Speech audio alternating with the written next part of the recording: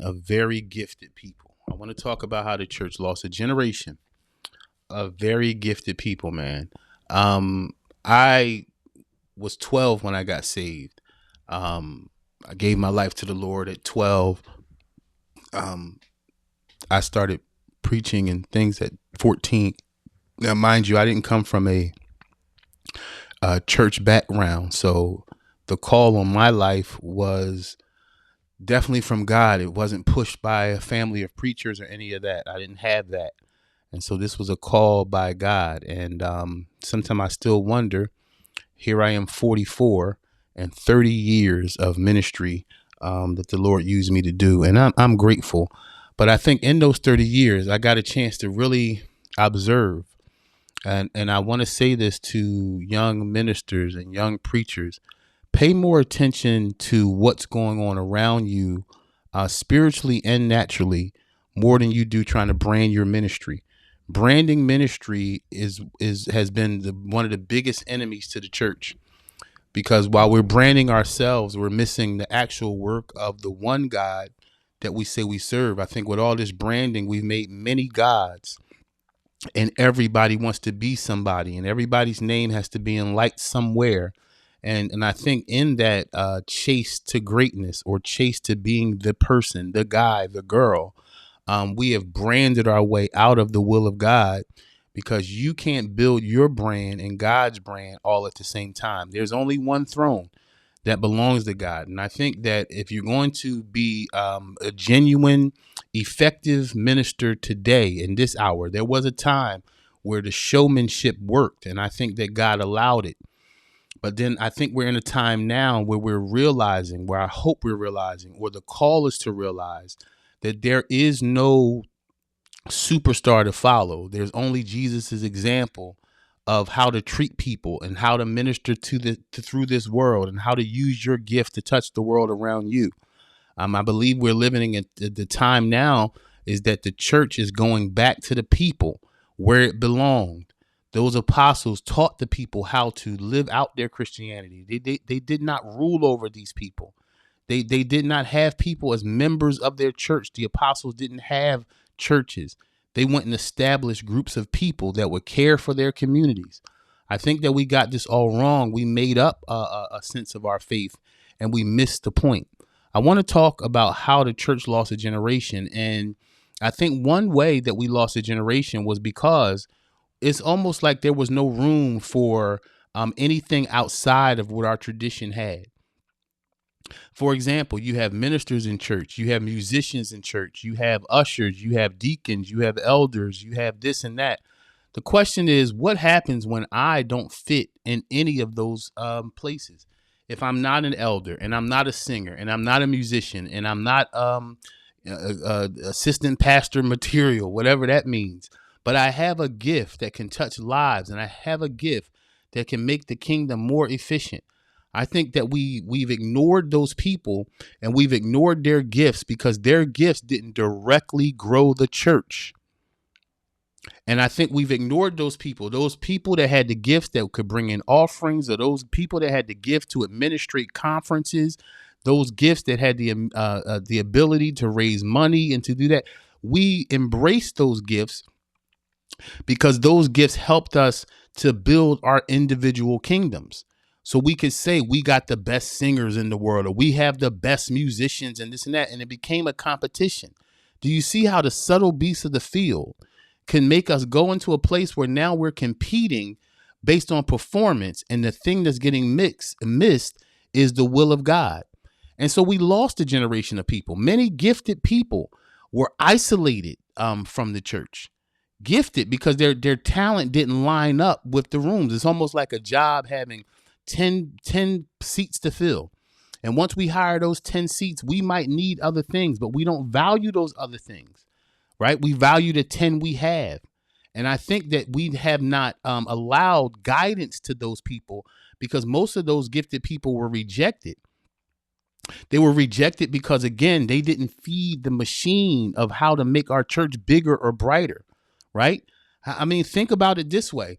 We didn't honor the prayer warriors in our churches. Most of the time when churches were having prayer, It was very few people there, right? We didn't honor those people. We didn't make any celebration over those people, even though their gift is the one that stood most of this stuff up. Even though their gift of prayer probably brought some sense of pureness to many of our gatherings where God wasn't going to be there. But because of these prayer warriors, the ignored people, God would be places that otherwise he would not be. But these are the gifts that are ignored. I think that we ignored the person that could do hair. I think we ignored the barber. We said, oh, they're just a barber. No. Do you know that the barber and the hairstylist touch and meet more people than you will ever during the week in your church? You see, these are the ignored gifts. The prayer person, the person who has the gift, this talent, the thing that doesn't directly benefit the church. We didn't give any mentorship to those people.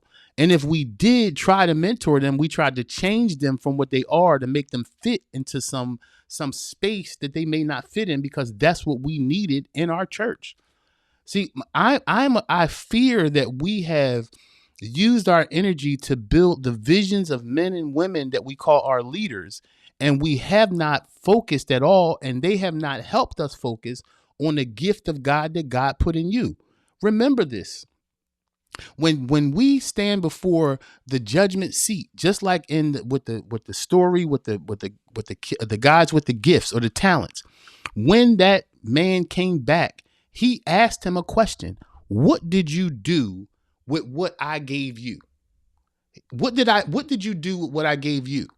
See, that's a personal question. It's a personal question that drives. What did I do? The question won't be what did I do for that church, or how did I help build that people, or how did I support my pastor, right? The question is going to be, what did you do with what I gave you? Now, if what I gave you was used to bless these people, that's fine. But did you get stuck in a place where you used your gift to lift these people and never touch the people that I had for you, right? And I think not only will that judgment be upon us as the people that are gifted, but pastors and leaders, be very careful, because that judgment will be laid upon you when you have celebrated years of pastoring, but very few, if any of those years, was in personal mentorship to gifted people in your church that had giftings that didn't fit what you were doing. Our as leaders in this spiritual realm, we are to lift the people up, not put them under our thumb or make them slaves to build our houses. Oh God. We have made people slaves to build our houses. I think in a sense, there's still a plantation mindset where the people belong to you and they do your bidding. The truth is, we have to lead these people to do the bidding of God. And we have to release the people back to the will of God for them. We were to instruct them to become their best self in order to get in touch with what God had in them. We were not supposed to lift them up and then bind them to our ideas or bind them to our next goal. I'm sorry, but I think we've used too many believers to build our kingdoms and haven't taught them to build the kingdom and to use their personal gift to get it done. We lost a generation of people because we didn't mentor them. We didn't know how, right? And we lost them because they sought validation somewhere else, because there was no validation in church. We lost entire generations, and we're still losing them. The people now, most people that are staying in church were babies born in church, and they're too afraid to even think that God has a will for them outside of a building.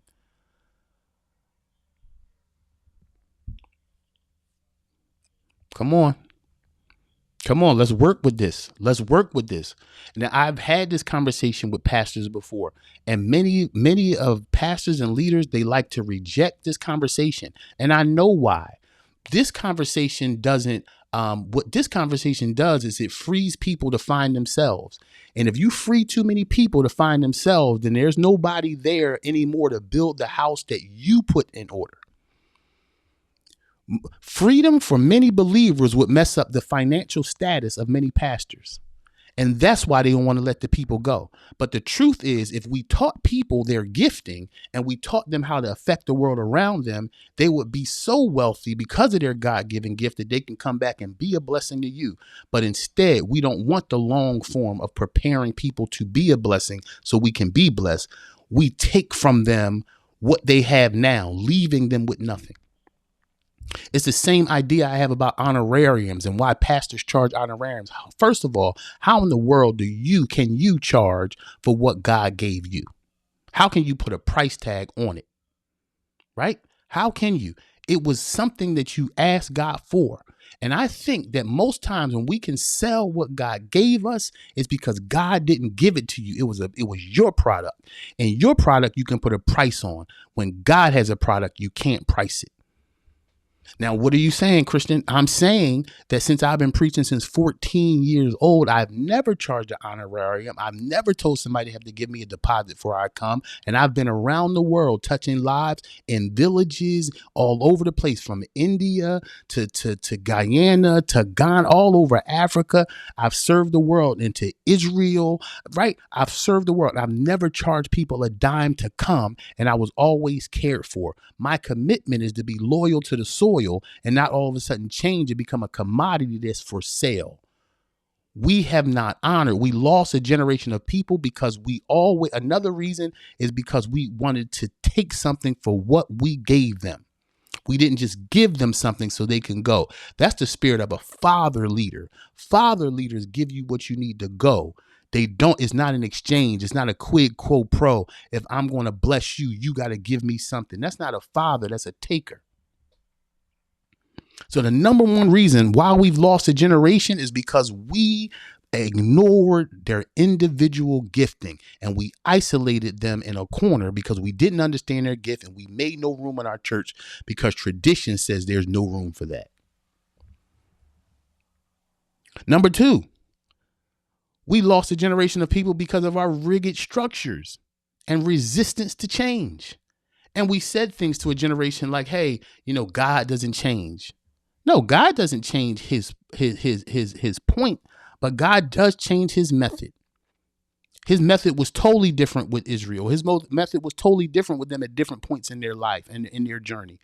His method is totally different with certain people. That's why look at the Gospels. 4 men preach the same stories, different ways. Why? Because this individual group of people needed to understand the gospel in this way. And each of them had a different experience with God, which allowed the people that they were ministering to understand God through their eyes. The Gospels are so beautiful because it's having 4 different perspectives on one object. And when you have those many perspectives, you have a full round or range of who Jesus was. And this is why we can't be clones in the church. This is why we can't be clones. I can't be like you. I gotta be me.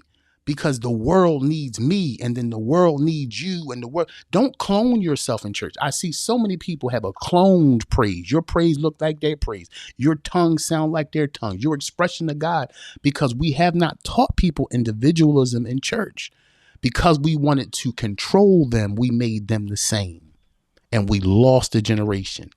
Because we would not change. We fell in love with our tradition, and we clung to outdated methods, and we clung to how we do things, and never sought if God wants it that way. We've gotten comfortable. If things don't change and things don't need to be change, and things don't need to be adjusted, why would God have Paul the apostle write letters to the church? It was to guide them when they got off. One of the things that breaks my heart now is you have so many people with the title apostle with no apostolic voice, with no apostolic writing that comes from their pen, and no instruction to give to the church now. I don't understand how we can have so many apostles and no direction, and so many prophets and have no vision.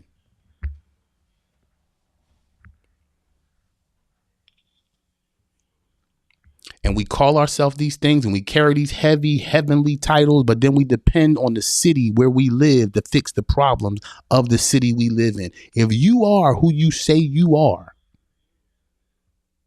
then do something about the ills of your society, or you are not who you say you are. We lost a generation. We lost a generation because we clung to what was old. Look at my other podcasts. I talk about the 3 things in the famine that the church was holding on to. Dove's dung. Dove's dung. They held on to what was left of the Spirit of God, what God did. One of the worst challenges to the church is that we're in love with what God did, so in love with what he did that we're not looking forward to what God is doing. The biggest challenge to the future of the church is our love of the past of what God did. We love what he did so much that we won't look up to see what he's doing. We've stifled creativity. We've stifled it. We made it difficult for gifted individuals to be able to express in our churches and contribute meaningful things, right? Because we were stuck in our little box. I had somebody say to me one time, you've been exposed to a lot of things. You've been exposed. Here I am trying to help grow the church. And they're telling me you've been exposed to a lot of things. Of course, I've been exposed to what God has done around the world. I've been exposed to what God can do in a leprosy colony in India. I've been exposed to what God can do through Hindu men in Guyana as they came to churches and I preached to Hindus. Yes, of course. Of course, I've been exposed. That's what lets me see God in a bigger form. I think we stayed in our bubbles thinking we're staying safe from the world when actually we need to go into the world to see what God is doing in other parts of the world.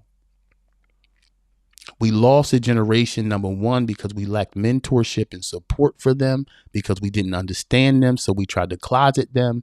And the number 2, we have our rigid structures, our resistance to change, and our clinging to outdated methods, telling them that God wants it this way. No, you want it that way because that's what you understand and have not been exposed to what God is doing around the world. We have to repent to God for losing them, and we have to expand so we don't lose another generation. You cannot stifle the creativity of people. This is my letter to the church. This is my letter to the church. I want to see us powerful and whole. I want to see us be able to be great. I want to see us be able to challenge government positions, not by being politicians, but because there's a nature of love in society. It forces authorities to understand what's going on and respond to it. If we stay in our Sunday church idea of just going, singing our songs, collecting our offering, giving an announcements, giving some watered down sermon, we will never see the church in this full form. So yes, I come to challenge you. My name is Christian and I'm the Christian activist. I came to wake you up. Everybody is active with their belief, even negative activity. The only people that are quiet about our faith and not moving into the world with all kinds of strength and tenacity is the church. We have hid behind our walls and hid behind our titles and hid behind who we think we are while the world is looking. The world is groaning. Where are the sons of men? I came to wake you up. Well, I love you. Make sure you like, share, and subscribe. Not for my sake. I'm not trying to be a YouTube star. I'm a dad. I'm an author. I got a ton of other stuff to do. But my goal is to share with the lives of the people. Like, share, and subscribe with people that are just like you, Christian activists, people that want to see God work and have gotten lost in the twisted ideas that the church has held on to. I love you. We have work to do. God bless you. I'll see you soon. Oh, I'll part 2 this. I'll do a part 2. Only got to 2 today. We'll finish the 3.